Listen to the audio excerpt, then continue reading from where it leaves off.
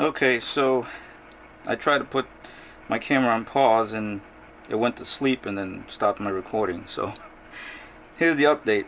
I went ahead and put this little mud trowel underneath the valve there and stuck the coat hanger all the way in to about 3 inches inside the tank, and a bunch of crap came out and I drained it in there, and right there you can see that's all the nasty crap that was inside the bottom of the tank right there. And yeah, that's because it's probably been over a year since I've drained this, and that's the reason why there was so much crap in there.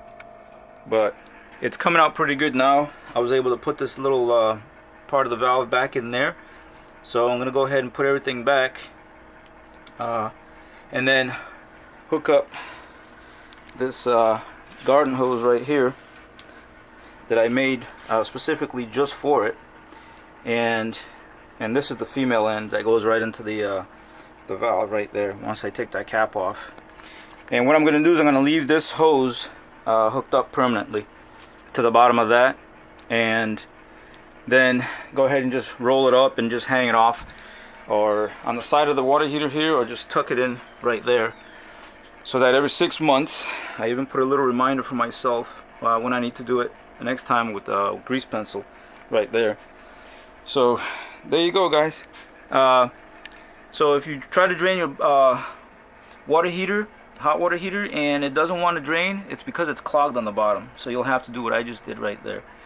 So this will be in like part 2 of the first part.